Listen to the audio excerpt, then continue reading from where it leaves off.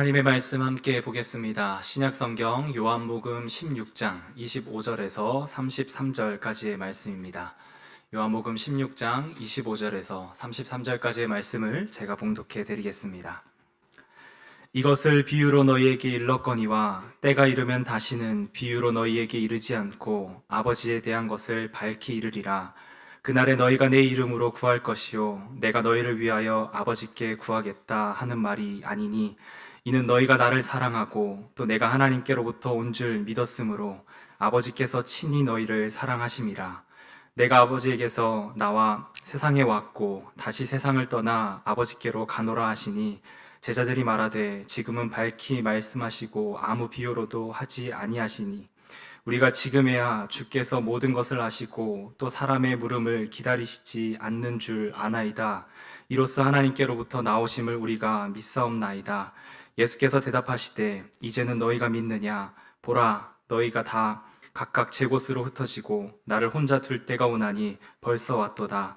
그러나 내가 혼자 있는 것이 아니라 아버지께서 나와 함께 계시느니라. 이것을 너희에게 이르는 것은 너희로 내 안에서 평안을 누리게 하려 함이라. 세상에서는 너희가 환난을 당하나 담대하라. 내가 세상을 이기었노라. 아멘.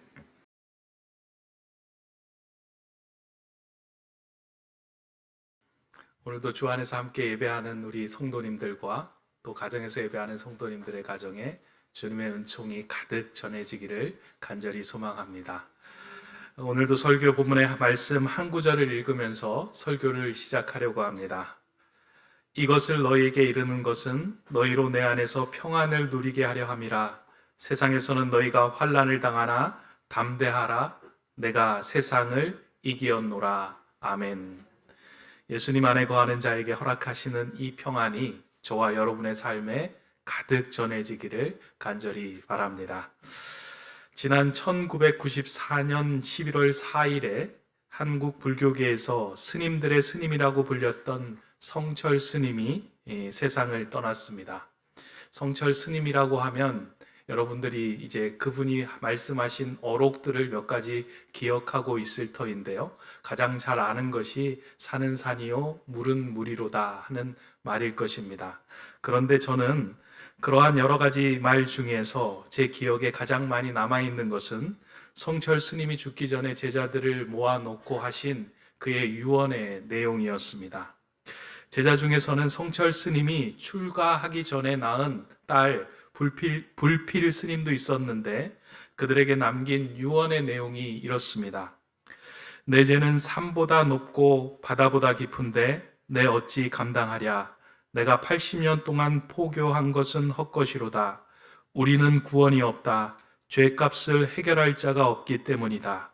딸 피리와 54년을 단절하고 살았는데 죽을 임종시에 찾게 되었다. 피리야, 내가 잘못 선택했다. 내 인생을 잘못 선택했다. 나는 지옥에 간다. 제가 그 유언의 내용을 읽으면서 유독 기억에 남았던 부분은 마지막 구절, 나는 내 인생을 잘못 선택했다라는 그 표현 때문입니다.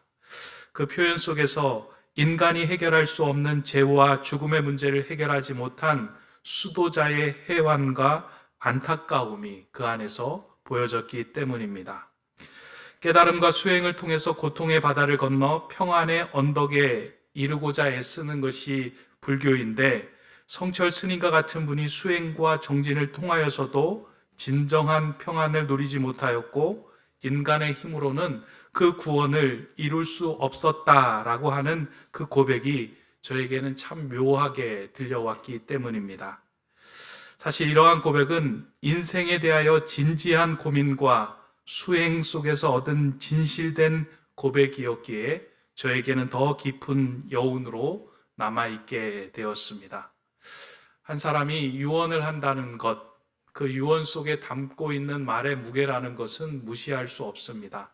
한 사람의 인생이 그 안에 고스란히 담겨져 있기 때문입니다. 그래서 그 유언을 제대로 받을 때는 그 유언의 내용들이 효력이 발생되기도 합니다. 오늘 우리가 읽은 본문으로 돌아가 보면 우리가 읽은 본문도 예수님께서 이제 십자가에 달려 돌아가시기 전에 제자들을 모아놓고 제자들에게 남긴 유언과도 같은 말씀입니다. 요한복음을 읽어보면 요한복음 13장에서부터 16장까지의 말씀, 이 말씀이 예수님이 유언과 같은 말씀을 남겨두신 곳인데 성경의 학자들은 이것을 다락방 강화라고 이야기합니다. 그러니까 제자들과 함께 다락방에 올라가서 제자들의 발을 씻겨준 후에 제자들에게 앞으로 어떠한 일이 펼쳐질 것이며 너희는 어떠한 인생을 살아가야 할 것인지에 대한 설명과 그리고 예수님의 마음을 진솔하게 나눈 부분이 이 요한복음 13장에서 16장까지의 말씀입니다. 그러나 제자들은 이 성경을 읽어보면 예수님이 하신 말씀 중에 대부분을 이해하지 못했습니다. 예수님이 말씀하신 그 비유의 의미를 잘 깨닫지도 못했고요. 내가 조금 있다가 너희에게 보이지 않게 되고 조금 있다가 너희에게 보이게 될 것이다 하는 말씀의 의미도 몰랐거니와 또한 성령님이 내가 가고 나면 성령님이 오시면 그것이 너희에게 더 좋을 것이다 라고 하신 말씀의 의미조차 그들은 제대로 파악하지 못했습니다. 그래서 속으로 서로 이 말씀하는 의미가 무엇인지 서로에게 눈빛으로 물어보고 있는 그 상황 속에서 예수님께서 이제 마지막으로 그들의 마음을 아시고 말씀을 정리하면서 해주신 말씀이 이제 요한복음 16장 후반부 오늘 우리가 읽었던 본문의 메시지입니다. 예수님이 왜 이런 말씀을 하고 있는지에 대해서 오늘 본문 마지막 구절은 한 절로 그에 대해서 요약을 해줍니다. 이것을 너희에게 이르는 것은 너희로 내 안에서 평안을 누리게 하려 함이니라. 다시 말해서 이와 같은 긴 말씀을 하는 이유는 너희로부터 이 땅을 살아갈 때 너희가 평안하게 이 땅에서 살아가게 하게끔 하기 위하여 이와 같은 말씀을 하고 있다라는 것을 그들에게 알려주신 것입니다. 지금은 이해가 되지 않지만 내가 십자가에 돌아가는 그런 고난의 길을 겪고 난 후에 나중에서야 이 모든 일이 어떠한 의미로 다가오는지 너희들이 깨닫고 너희는 이 땅에서 평안하게 살아가게 될 것이다 라고 그 말씀을 이제 제자들에게 하신 것입니다. 그렇게 말씀하시면서 예수님께서 덧붙인 말씀이 오늘 본문 그 16장 33절에 보면 너희가 세상에서 환난을 당하나 담대하라 내가 세상을 이기었노라 라고 말씀을 덧붙여서 하십니다.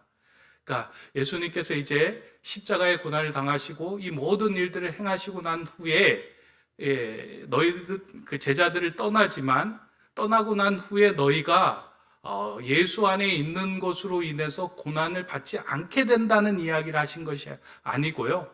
너희가 또 환난을 당하게 되지만 이라는 말씀을 덧붙여서 하십니다. 저는 이 말씀이 참 중요하다라고 생각을 합니다.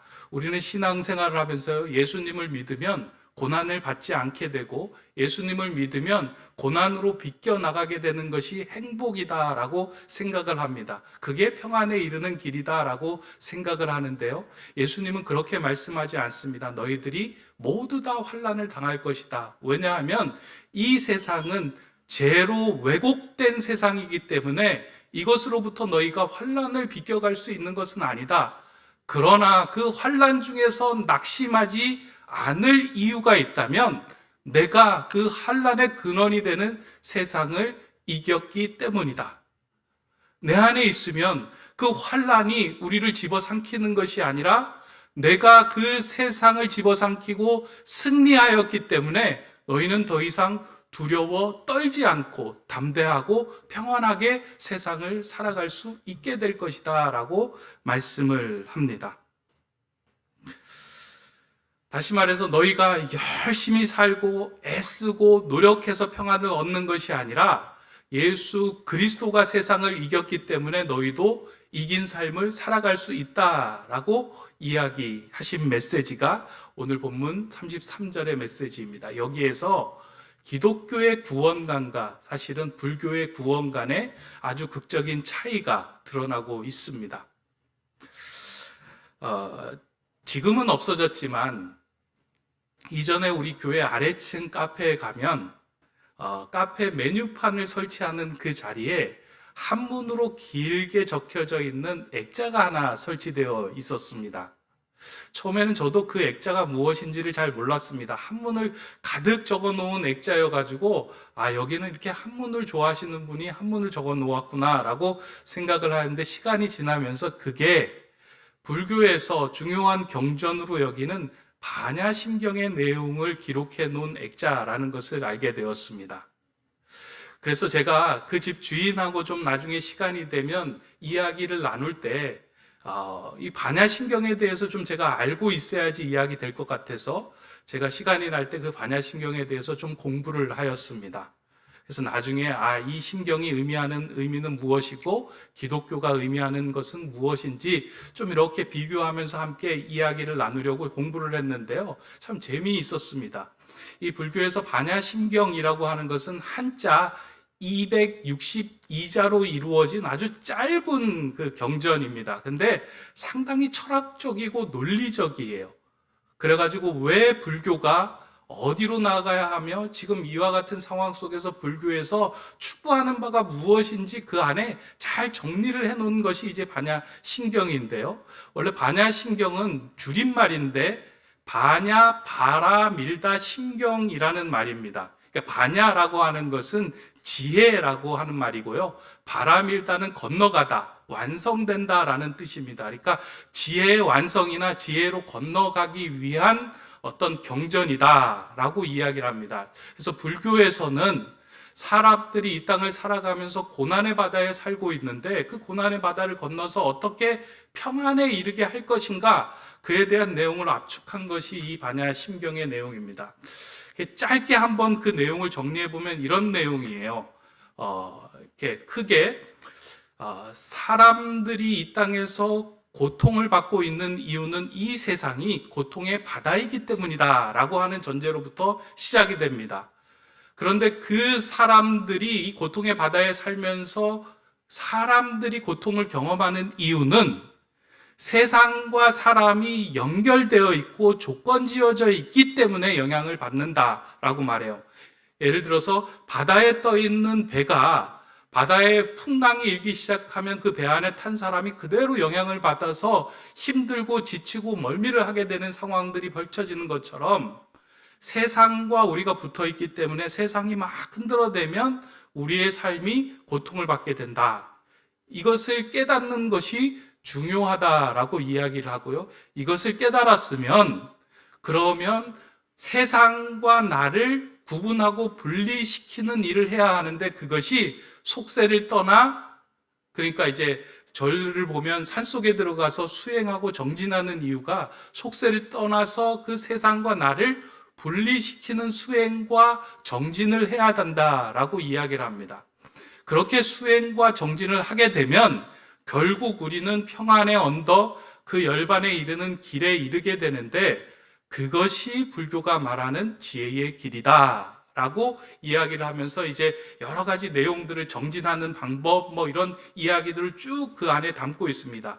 그리고 난 다음에 마지막에 이제 하는 이야기가 무엇이냐면 그 정진하는 과정 속에서 우리가 이제 수행하고 정진하다 보면 그 길을 이렇게 찾지 못할 터인데 그 길을 찾아 나갈 때 항상 외워야 하는 주문이 있는데 이 주문을 너에게 알려주겠다라고 이야기하면서 이 이야기의 마지막을 맺습니다. 그 주문이 우리가 이제 들어본 주문이에요. 아제아제, 바라하제, 바라승하제, 모지사바. 이게 이제 다른 것이 아니고요. 건너가자 평안의 언덕이요. 그 길에 언덕에 이른 사람은 이렇게 행복한 자로다 만세 이렇게 이야기를 하면서 이제 맺는 것이 이 아제아제 바라아제의 내용입니다. 짧은 시간에 좀 요약이 됐나요? 그런데 이걸 읽으면서 불교의 구원관이라고 하는 것은 철저히 자력의 수행과 정진으로 얻을 수 있는 구원관에 대해서 설명하는구나. 세상과 나를 구분시키고 열심히 정진해서 나로부터 하여금 평안에 이르게 하는구나. 그것을 이야기하고 있는 게 불교에서 구원관이구나라는 것을 그 책을 보면서 더 깊게 깨닫게 되었습니다. 그런데 이러한 가르침을 따라서 평생을 수행하였던 그 성철 스님의 마지막 말에는 여기에는 구원이 없다. 죄의 값을 해결할 자가 없다라고 말하면서 이 인생은 잘못된 선택이다라고 한 그 메시지가 참 저에게는 큰 의미와 또 묘한 여운을 남겨주었습니다. 죄와 죽음의 문제는 인간이 아무리 노력한다고 해서 해결되는 문제가 아니다라는 것을 극적으로 보여준 메시지다라고 저는 생각을 했습니다. 따라서 이 문제를 해결하지 않는 상태에서는 아무리 수행과 경건 생활을 한다고 해도 평안에 도달할 수 없습니다. 그런데 예수님은 오늘 제자들에게 하신 말씀을 통하여 이 근원적인 문제를 내가 해결하고 이 세상의 문제를 내가 이겼다라고 제자들에게 명확하게 말씀합니다. 요한복음 16장 33절을 다시 한번 읽어봅니다. 이것을 너희에게 이르는 것은 너희로 내 안에서 평안을 누리게 하려 함이라. 세상에서는 너희가 환난을 당하나 담대하라. 내가 세상을 이기었노라. 예수님께서 마지막 유언으로 남긴 말씀이 무엇이냐면 이 너희를 혼란하게 하고 두렵게 하고 불안하게 떠난 그 세상의 근본적인 문제들을 내가 이겼다. 그러니 너희가 평안하고 담대하게 살아라 라고 말씀하신 것입니다. 다시 말해서 여기서 말하는 세상이라고 하는 것은 우리 인간의 노력과 애씀으로 도저히 해결할 수 없는 그 근원적인 문제, 죄와 죽음의 문제를 이야기하는 것입니다. 예수님의 십자가의 죽으심과 부활을 통해서 죄와 죽음의 문제를 해결하시고 승리하셔서 부활을 하셨습니다. 예수님은 이미 그것을 알고 계셨고 또한 그것을 성취하는 것을 확신하셨기에 제자들로 하여금 그와 같은 말씀을 하신 것입니다. 그렇게 오늘 이 말씀을 받는 우리도 이 유언의 말씀을 그냥 제자들의 말씀으로 받는 것이 아니고요. 오늘 우리에게 주신 메시지로 받을 때 이 유언이 효력이 생기기 시작합니다. 우리도 죄와 죽음으로부터 평안하고 담대할 수 있는 힘이 생깁니다.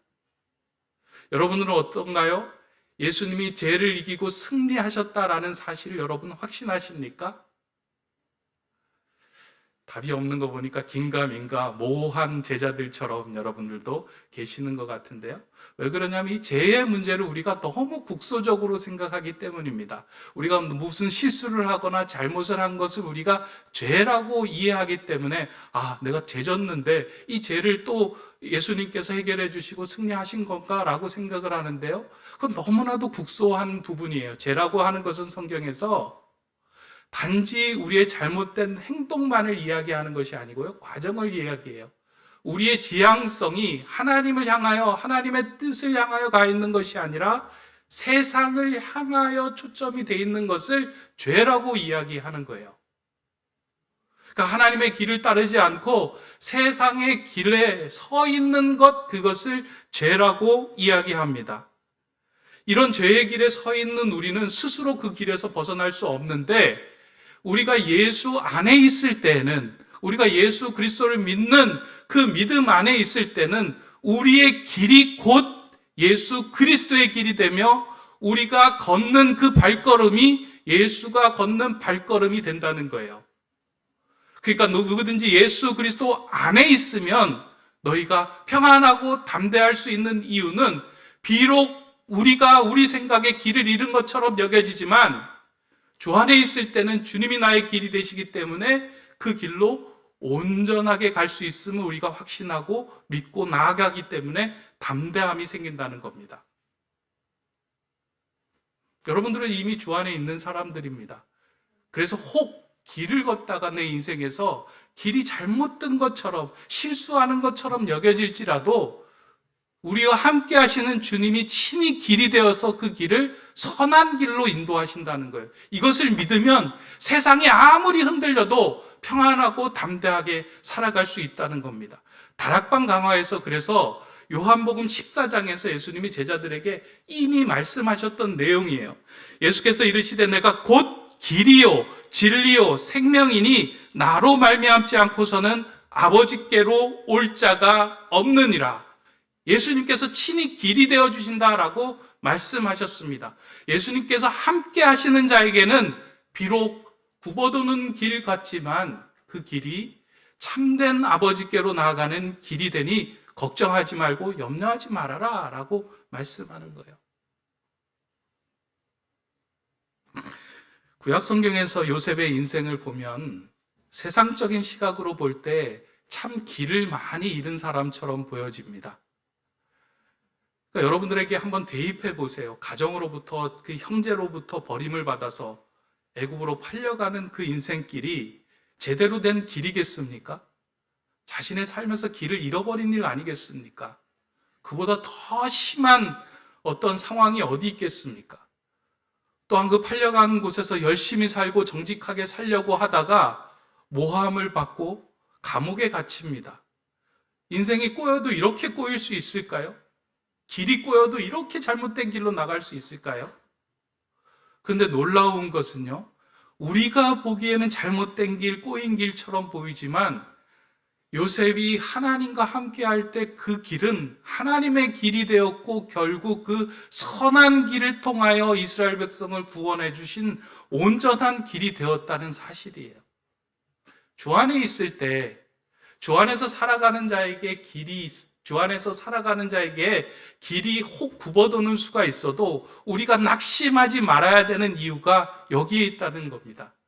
여러분들 어떠신가요? 혹시 살아가면서 길을 잃은 것처럼 느껴진 때가 있지 않습니까? 어떻게 살아가야 할까? 내 길은 이렇게 막힌 것 같을까? 라고 고민되지만 거기에 낙심하고 주저앉아 있어야 되는 것이 아니고요. 평안하고 담대하게 주님을 신뢰하며 나가야 합니다. 왜냐하면 예수님께서 내가 세상을 이겼다라고 말씀하셨기 때문이에요. 죄의 길에 서지 않고 승리의 길, 부활의 길, 생명의 길로 너를 인도하시겠다 우리에게 약속하셨기 때문이에요. 그 유언이 효력이 되어 발생되기 위해서는 우리가 그 주님의 말씀을 믿는 믿음 안에 서 있기만 하면 됩니다. 그 믿음을 우리에게 요구합니다. 그래서 우리가 평안하고 담대할 수 있는 이유는 주님께서 길이 되어주시는 그 길을 통하여 우리에게 승리를 보여주셨기 때문입니다. 이게 한 가지라면요. 또 한 가지 우리가 이 땅에서 평안하고 담대해야 하는 이유는 예수님께서 우리의 힘으로 해결할 수 없는 죽음을 이기시고 승리하셨기 때문입니다.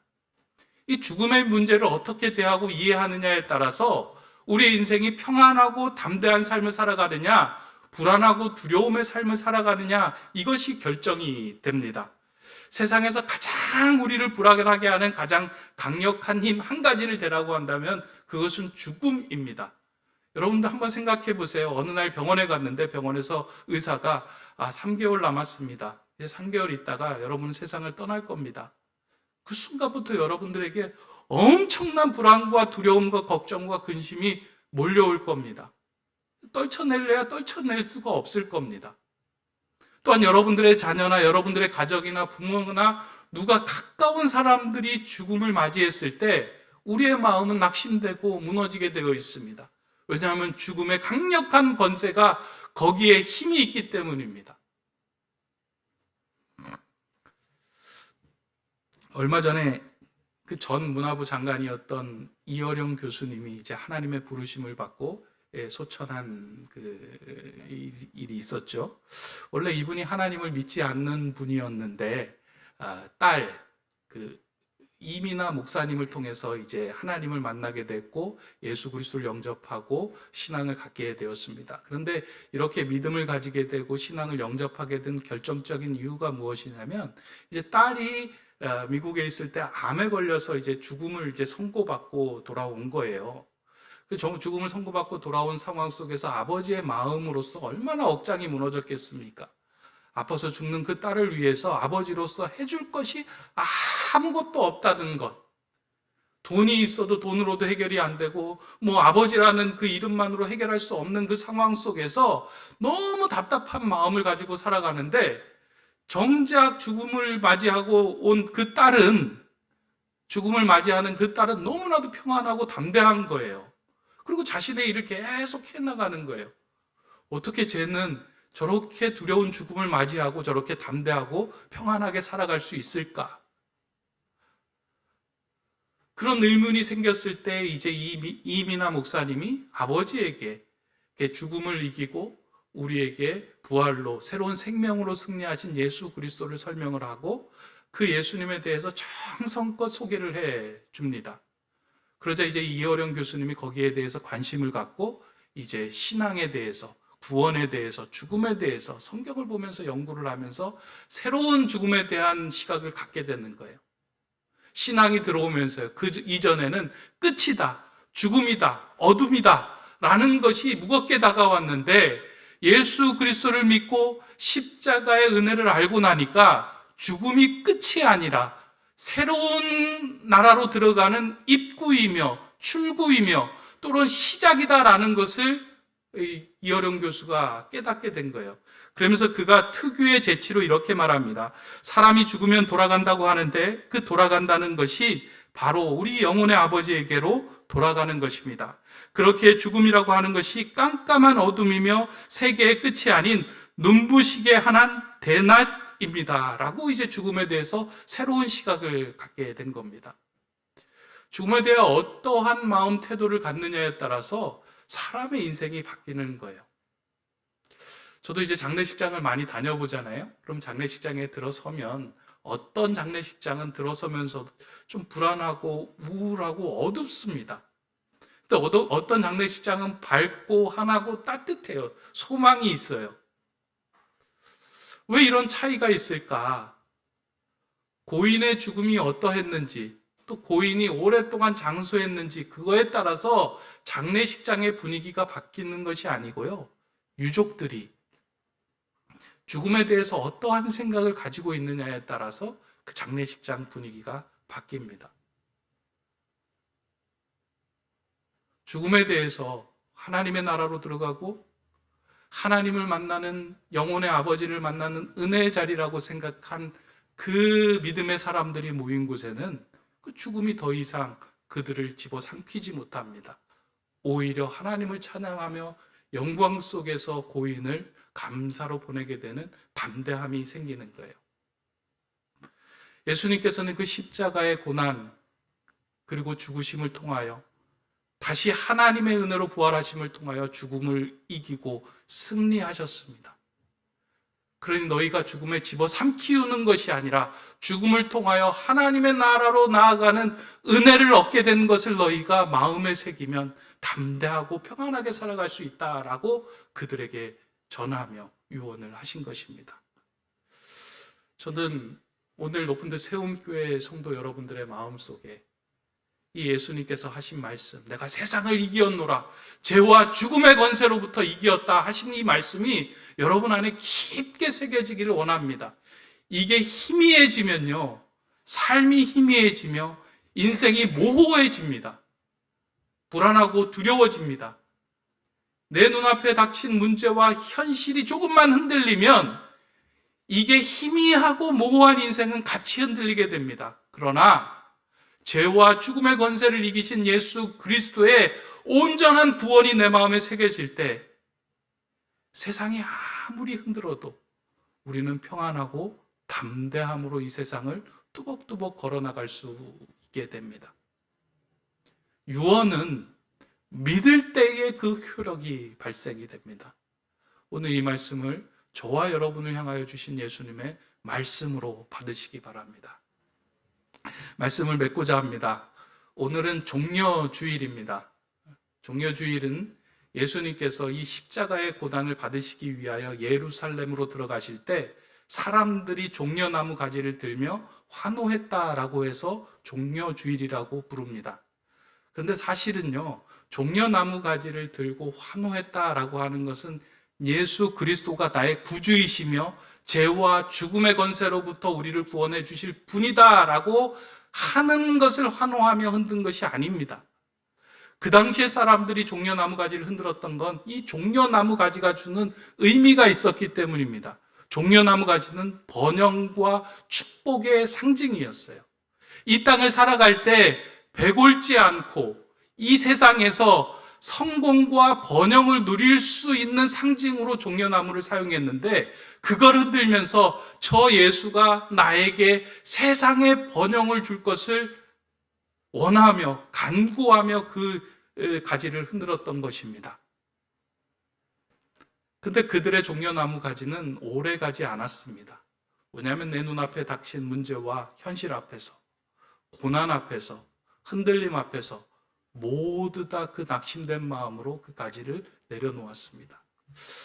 오늘 우리의 신앙이 만약에 종려나무 가지를 들고 예수님을 쫓아가는 신앙이라면 우리의 신앙도 그렇게 쉽게 낙심하며 불안해하며 두려움에 떨 수 있습니다. 그러나 예수 그리스도의 십자가를 붙들고 세상을 이겼다 하신 그 예수 그리스도의 유언을 붙들고 살아갈 때 우리는 이 세상이 아무리 흔들려도, 비록 내 길이 막힌 것 같을지라도, 비록 내 삶의 죽음이 코앞까지 가까이 다가왔을지라도 두려움에 떨며 사는 것이 아니라 담대하며 주님께 감사하며 살아갈 수 있는 삶이 됩니다. 저는 저와 여러분들이 신앙생활하면서 모두 그렇게 평안하고 담대한 주님의 자녀로, 주님의 사람으로 살아가기를 간절히 축원합니다. 기도하겠습니다. 부활이요 생명이신 주님, 평안하고 담대하라. 내가 세상을 이기었노라 하신 말씀을 나의 말씀으로 받습니다. 죄의 길에서 떠나 하나님과 동행함으로 평안을 누리게 하시고 환난, 근심 속에서도 담대하게 부활 신앙으로 살아가는 주님의 백성 되게 하여 주시옵소서. 이러한 평안과 담대함의 삶을 통하여 세상에 매여 살아가는 자들에게 길을 보여주고 알려주는 진리의 등대와 같은 우리 높은 뜻 세움교회 성도들 다 되게 하여 주시옵소서. 예수 그리스도의 이름으로 기도드립니다. 아멘.